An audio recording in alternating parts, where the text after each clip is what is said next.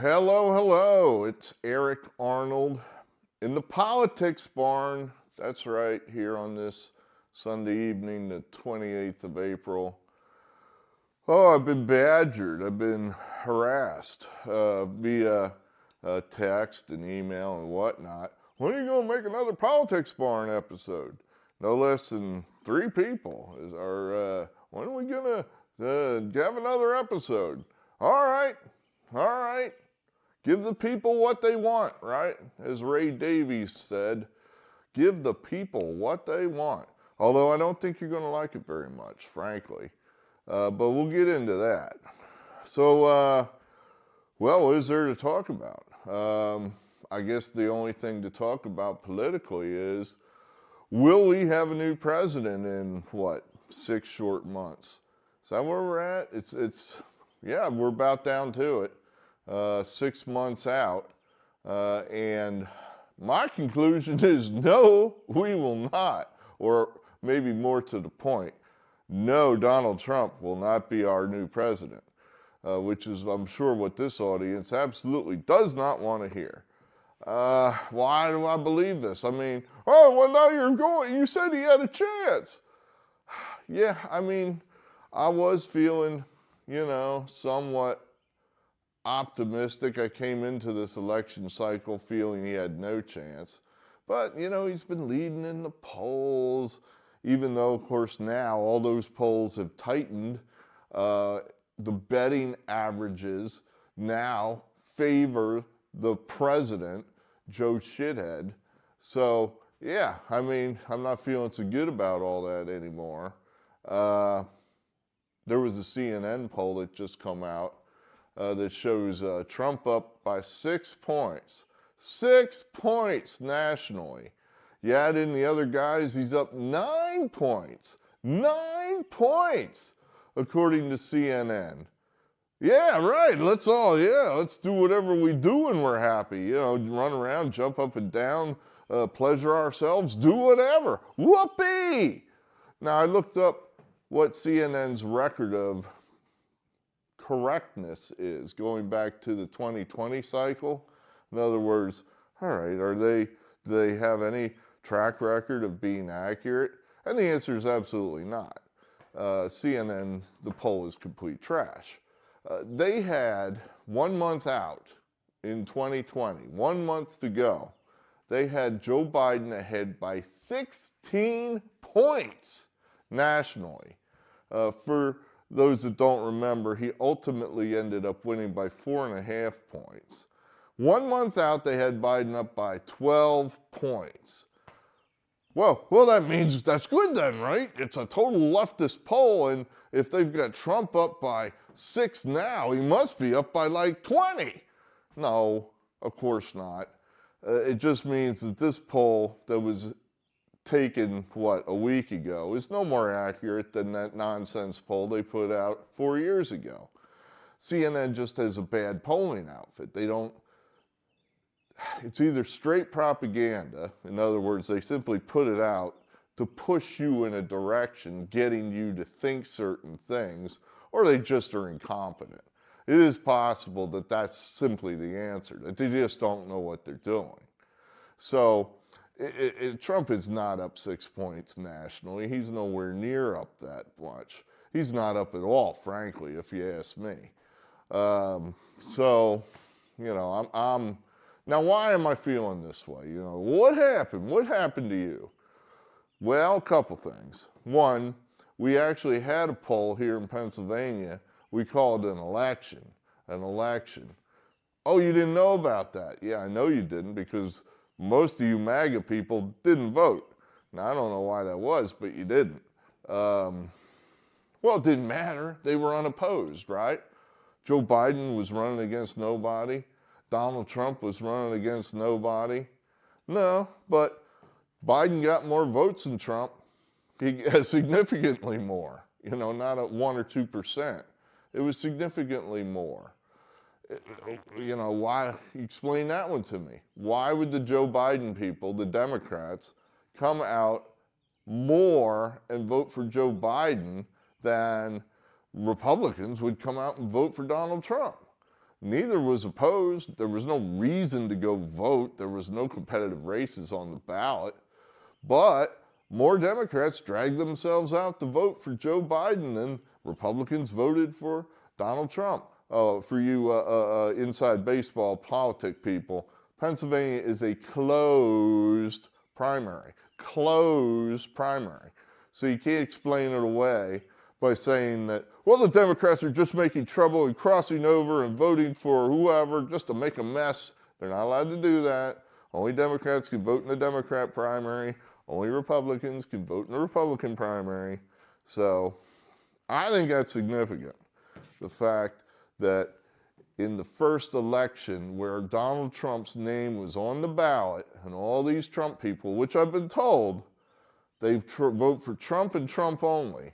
They don't vote Republican, they vote Trump.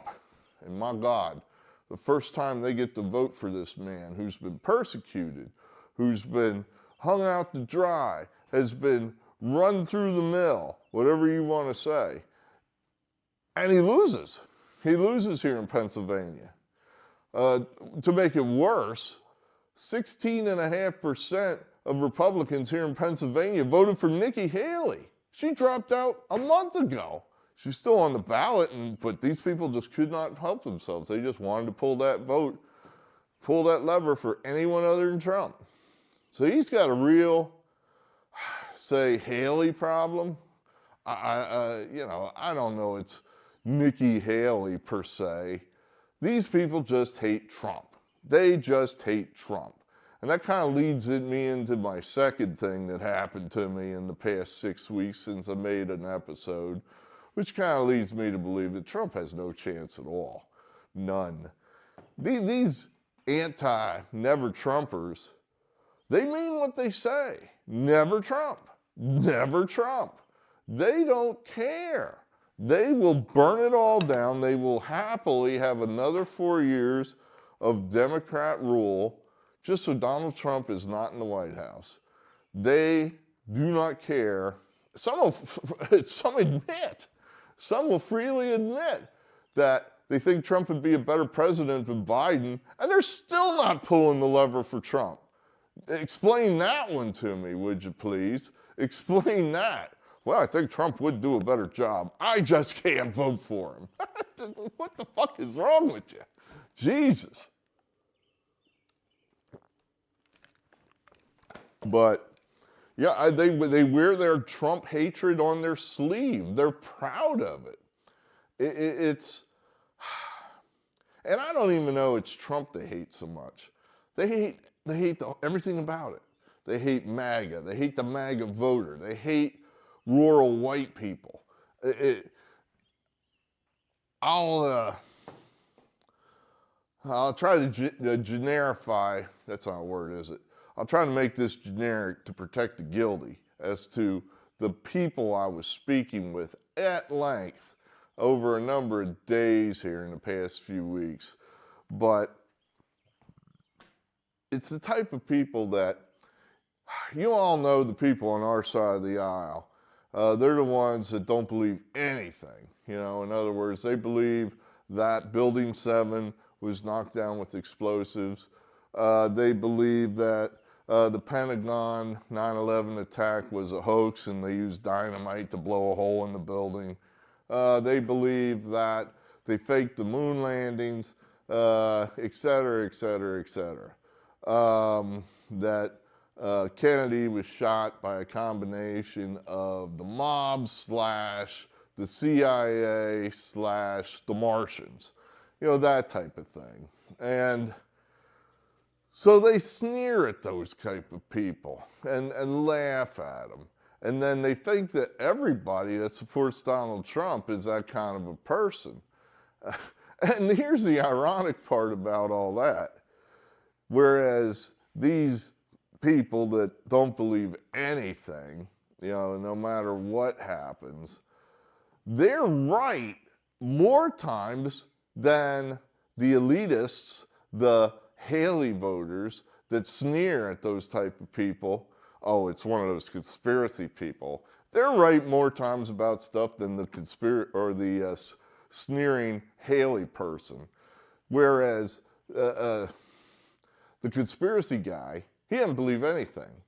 While the elite Haley person with their college degrees and education, they believe everything. They believe whatever's spoon-fed to them by the lying media. Well, of course, the virus came from a bat in a town that has one of the only level 4 viral labs in China, or the world for that matter. Of course it came from a bat. It's like, you're believing that? I mean, come on. How stupid are you? Well, I don't know. It seems to me that there must be some treatment for this damn disease. They're saying that they're having some luck with this old generic stuff that's laying around that we've been using for years for a lot of different things, like ivermectin. That's crazy. That's for horses. That's just stupid. You're stupid if you do that. The government told me you're stupid. You must be stupid. And of course, ivermectin now has been shown that it is effective in treating the fucking COVID disease. But these people, they don't believe it because the government told them not to believe it. So that's what I find ironic. And that's largely where I'm at here as to why Trump has no chance.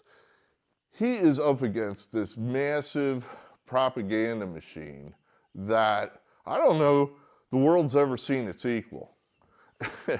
I mean, in the Stone Ages, Middle Ages, what have you, there was no way to control the flow of information that completely. In other words, you couldn't reach all the people in real time and tell them what to think almost immediately. You know, there was a lot of word of mouth, and people, perhaps a witness to an event would see something, and that would get out, and that would have as much weight as whatever the government would say, because people would say, well, I don't know, the king is telling me that this happened over here, but then over here, I know this guy here personally was there, and he's telling me different. Well, I don't know. This guy was there. You know, you'd have that type of thing. Now, the government can reach you instantaneously with whatever message it wants you to think. I know so many people that are in the Never Trump camp, and they get their news strictly from Google, from Washington Post, New York Times, ABC, NBC, CBS, etc., CNN. There's no hope for these people. They're willfully ignorant. They want to be ignorant. Yeah, I give them somewhat of a pass in that, okay, they're busy, they're not the president, they're working, they're doing whatever they do, they're living their lives, but only up to a point, because I think at this juncture, it's been established that all those outlets lean left. And if you're willfully getting all your news from that one faucet of leftist news, that's how you're going to think. If you never go over to the other side and get more information from somebody else, well, you're only going to get one side of the story, and that's the way you're going to think. To me, that's stupid. That's where I'd have to say, well, yeah, in a way they are stupid. They're willfully ignorant. You know, I do go to other news sources every now and then trying to check my biases, trying to figure out, well, am I right? Am I making a mistake on this? I'll give you an example. This Ukrainian war business. Tucker Carlson regularly has a guy on there named Colonel McGregor. I think his first name is Douglas, I think. Anyway, he basically tells you the exact opposite of what you're getting from every established news source in the NATO sphere, the United States, Britain, etc. That the Ukrainians are being just killed, slaughtered by the tens of thousands, that the Russians are pretty much have the territory that they want, and there's no way in the hell that the Ukrainians are ever going to get it back. And the more they try, the more they're just going to die. Now, his information is 180 degrees the opposite of what I see in the established or accepted news sources in this country. So I'm trying to figure out who's telling the truth. Somebody's lying. It's just about damn near impossible to try to figure it out. I mean, in other words, where is your independent news on how many Ukrainians have been killed versus how many Russians have been killed? Both sides have high motivation to lie. So, I don't know what to think there. Now, I know this, that the sources of information that tell me that the Ukrainians are winning, I know are established liars. I've been lied to by them so many times, I can't even keep track of them all. You have all the Trump hoaxes, the Trump lies, Trump was a Russian agent, the Mueller report was going to show that Trump was being directed by Vladimir Putin. Oh, by the way, none of that actually happened because they were lying to us. That the virus was this horrifying thing that was going to kill everybody, and of course, by the way, it was only dangerous to older people. But we had to all have the vaccination because that was going to magically save everybody. Oh, it didn't do that either. Why? Because they were lying to us. So, et cetera, et cetera, et cetera. So there, on the other hand, I have this guy I don't know, Douglas McGregor. Tucker Carlson I have found to be a reliable source of information. So I guess Carlson's vouching for him. So I kind of lean on McGregor's side. But I do realize that there is a lot of information out there saying that what McGregor's saying is completely nonsense. And I'm like, well, I don't know. I mean, I don't believe the established sources of information.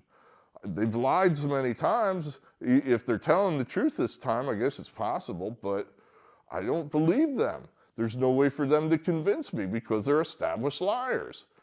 So I do try to, every now and then, try to figure out, well, I mean, is there something to, the other side's argument? Is there a reason that I should take it seriously?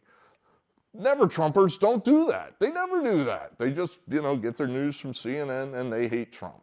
They hate Trump. They just cannot get themselves and his supporters. They hate Trump and his supporters. So I don't know how Trump gets around that. That 150,000 people here in Pennsylvania that voted for Nikki Haley, Trump needs those votes. That's the margin of his deficit in 2020 and then some. If he could get 100,000 of them to switch to him, he probably would make a go of it, might even win. I don't have a clue how he's going to do that because those people, when they go into that ballot box, if there's any name on the ballot other than Donald Trump, that's the button they're pushing. Oh, it might be Kennedy, it might be Stein, it might be West, it might be Biden, but they are not voting for Donald Trump. I don't know what he can do. That's always been his problem, is that he has a hard ceiling on his support and he can't get beyond it. He's just unable to convince these elite Republicans and elite Democrats for that matter that, hey, the Trump presidency really wasn't that bad. In fact, it was actually pretty good. It was pretty good. We had no wars, prices were low, things were pretty good. The economy is pretty good. People had jobs. Contrast that to where we are now. And everything bad that's going on now, you can link right back to COVID and Biden's decision to shut the whole goddamn country down for another year.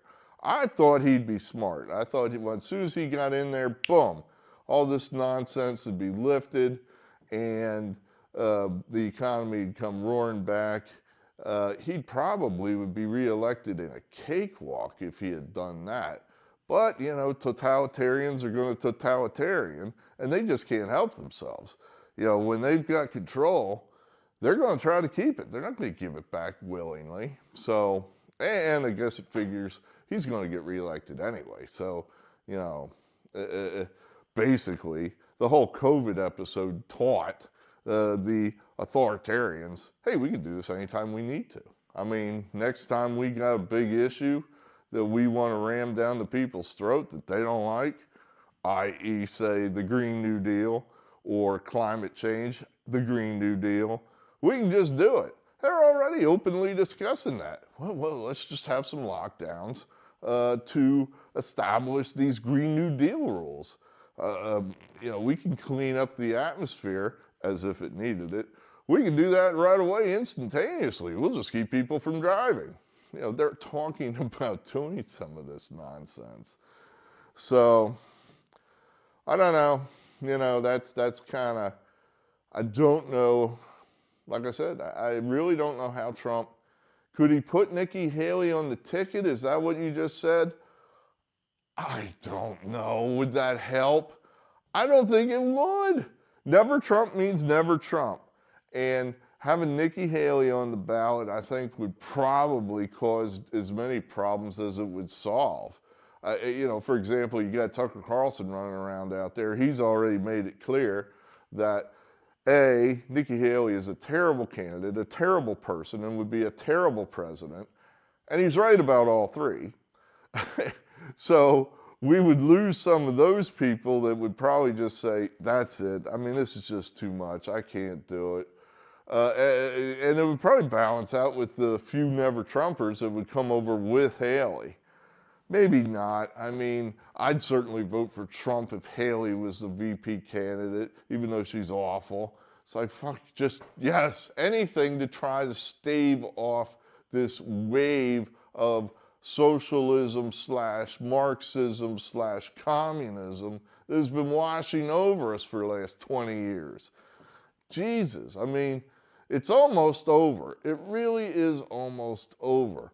Think about how many issues have come before the Supreme Court here in the past, say, 10 years, where if they had a hardcore leftist majority, we wouldn't have the right to own guns anymore. That'd all be gone already. Freedom of speech, that's just about out the door as it is. Think about what California looks like.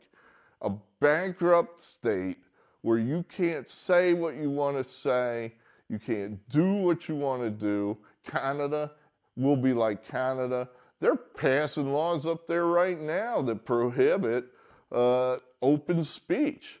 And they're doing it happily.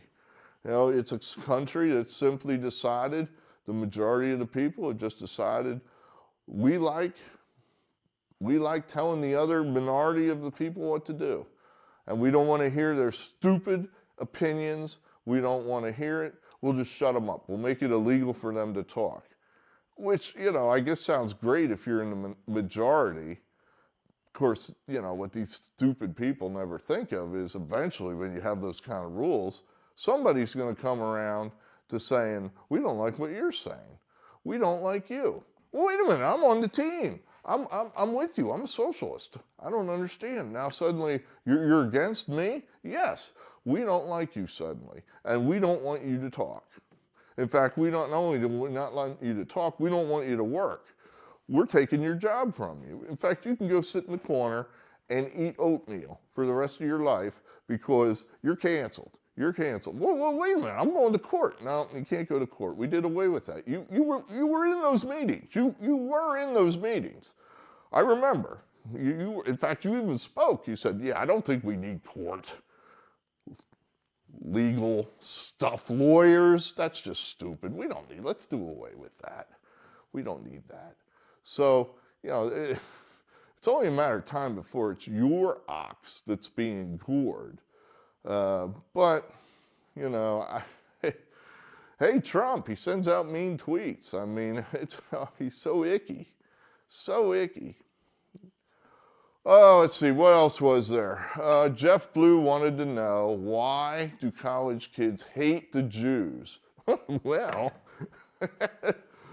I mean, it's because they're told that's what to do. They're ignorant idiots. They're ignorant. They should thirst for knowledge, but They don't. You know, they do what they're told. And every piece of information that goes to a college kid is from the government, the leftist machine, if you will. Everything they're told. So they just believe it. Oh, the Jews are bad. The Jews are the cause of all kind of problems in this world. If there were no Jews, well, people would all hug over in the Middle East and get along and sing stories of happiness and love. If there were no Jews, river to the sea, let's just get rid of them. So it's because they're just ignorant little fools. Ignorant little fools. There's some hope for them. I mean, reality is generally undefeated in this world. It's just slow. You know, it's just slow. Some will get it sooner than others. I myself was a socialist when I was that age. I fit the Winston Churchill quote pretty closely. What Winston Churchill quote? He said, "A man at 20, if he's not a socialist, he has no heart. A man at 30, if he's not a conservative, has no brain." And that's pretty much was my political arc in that, yeah, sure, I was a let's all hug and love each other and spend all our money on everybody else and, you know, sing Kumbaya in my 20s. But, you know, some point in my mid-20s, yeah, it occurred to me that this is kind of dumb. I mean, in fact, we've been spending all this money on the poor and the unemployed forever, and it's never changed a damn thing. And maybe the people that work should be allowed to keep their own goddamn money. And so, voila, you know, now I'm a conservative. Those kids, you know, in those schools, those elitist schools, you know, reality may someday punch them in the face, you know, mug them, if you will, sometimes literally, but hard to say, hard to say. One thing that Trump could happen to him positively, one thing that could happen, he's never going to get these never Trump voters, these elitist, white, rich, independent or Republican. I haven't talked to Jerry. He's my model for that type of person. And frankly, I just haven't sat him down in the last month or two and said, okay, Jerry, how's it going to go? Are you going to change your mind? Are you going to vote for Donald Trump? Who's Jerry, in case you're joining us? Jerry's a member of the inner circle, my inner circle, who is registered Republican and admits he voted for Biden because Trump embarrasses him, his word. Trump embarrasses him. So I haven't just sat him down and said, okay, Jerry, now you've had your 3.5 years of Biden. How do you think that's going? I think it's going kind of shitty. Really do. I think it's going kind of shitty. I'm not the only one. Gallup just released a poll where Gallup has been around forever. It's going back into the 20s and 30s. And they have a historical poll they do for every president at certain benchmarks of the term. And measuring Joe Biden, he just had his report card, if you will, according to the Gallup people, his job approval rating. I forget what quarter it is, 13th quarter of the term, 14th quarter, I forget which. It's the lowest going back, they went all the way back to Eisenhower. They didn't go to Truman. No, for whatever reason, they didn't list Truman. But going from Eisenhower forward, it's the worst. It's the worst. His job approval at this point in his term was worse than Trump's, was worse than Carter's, was worse than Bush the first. The worst. So you would say, well, he's going to lose then. And I'm telling you, he won't lose because of Jerry. Because Jerry won't vote for Trump no matter what. He might think Biden's doing a lousy job, but he won't vote for Trump. I'm telling you this. And I have not pinned Jerry down yet. I have not sat him down and said, just like this, I ought to do it just like this. put the freaking light under his chin and say, do you admit it was a mistake to vote for Joe Biden? Do you admit it? Admit it! Admit it! Admit it, Jerry! Admit it! And he won't. He won't. I know he won't. He'll just, I know it's not, I know it's not good, and he's too old, and I know, but, and he won't. He won't vote for Trump. I promise you this. So we're stuck. I don't know what to do. Tell me I'm wrong. You can convince me I'm wrong. Tell me in the comment section I'm wrong. That somehow these never Trump people are gettable. Now, where was I going with that? My point is, maybe we get some of these Democrats, you know, things are as shitty for them as they are for us. So, you know, the inner city people, maybe some of those people go, man, fuck this shit. I'm just not voting for this guy Biden. In fact, I'm not going to vote at all. You know, I don't really expect some black guy from West Philly to pull the lever for Trump when everyone for his whole life has told him that Republicans are out to burn him on the cross or something. So I don't really expect this guy to throw, you know, he's been indoctrinated his whole life. What I do hope is maybe he votes for Cornel West or just stays home. That's possible. That's gettable.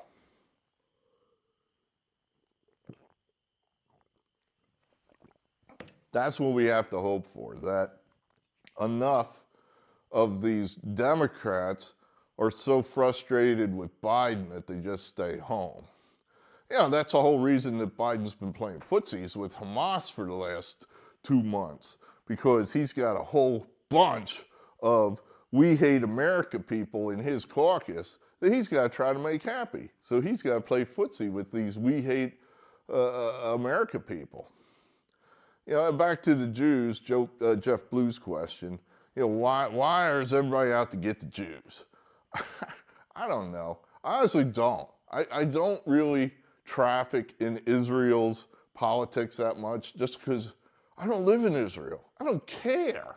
I really don't care. I know they were attacked brutally in October. I know these guys have suffered historical disasters of epic proportion at the hands of their fellow man. So yeah, I could see these guys walking around with a chip on their shoulder, which I don't think a lot of people appreciate. I think that the Islamic people, for the most part, are not that, what's the word I'm looking for? They don't negotiate well, I don't think. I don't think they work and play well with others. You know, why do you say that? Well, they came over here and knocked a bunch of our buildings down. I'm not sure we deserved that, but they were mad at us, so that was their solution there, to come over here and blow shit up. Well, I know it's just a minority of them. Blah, blah, blah. Well, it seems like that minority of them sure does run things a lot. Seems like when shit blows up, there's often an Islamic guy behind it. But the Jewish people, I mean, Jewish people make me laugh. There's a lot of funny Jewish comics. You know, when's the last funny radical Islamic comic that you've seen? Yeah, right. I'll wait. Whereas Mel Brooks, he's one of the best ever. I mean, god dang. So, yeah, I don't totally get the whole we hate the Jew thing, other than just simply they're different. They're different, so we hate them. You know, they have weird holidays. They eat weird things sometimes. They're easy to hate. They're easy to scapegoat. So, yeah, there. You know, that, I don't know. You know, why does George Soros hate the Jews? He is Jewish. Well, he hates his own people. He's funding a lot of these Hamas riots and protests and what have you. So, you know, maybe it's because the Jews demand that they have a homeland, and they're in the way of this whole one world bullshit where they're in the way. They're in the way. So Soros wants rid of them because he wants one world governance of which his son's going to run. Maybe that's as simple as that. Don't know, Jeff. I don't know. Yeah, why do people hate the Jews? Yeah, it's a good question. It's a good question. Oh, what else is there? Yeah, well, it looks like we've been talking for over 30 minutes now. I don't know what else is there, but I'm really pessimistic here about our chances. I don't know how we're going to expand and get beyond 45% vote. I just don't know how we're getting it. Like I said, I want to put Jerry under the bald light there and use a rubber hose on him, but that won't work. That won't work. Somehow he has to come to the conclusion that the world will not end under Donald Trump and things would be better under Donald Trump. He has to come to that conclusion himself. And I don't know how to get him there. I honestly don't. It would help if he would watch more than simply CNN. But how do you get that through to these people? They think Fox is clownish. They think they're above that sort of thing, that they can't watch Fox News. That's for stupid people. And things on the internet, if you're a young person and you're first time and you're actually watched all the way through this here, everything you're told is probably a lie. So everything you're being told is probably a lie. You're listening to your professors at school, they're lying to you.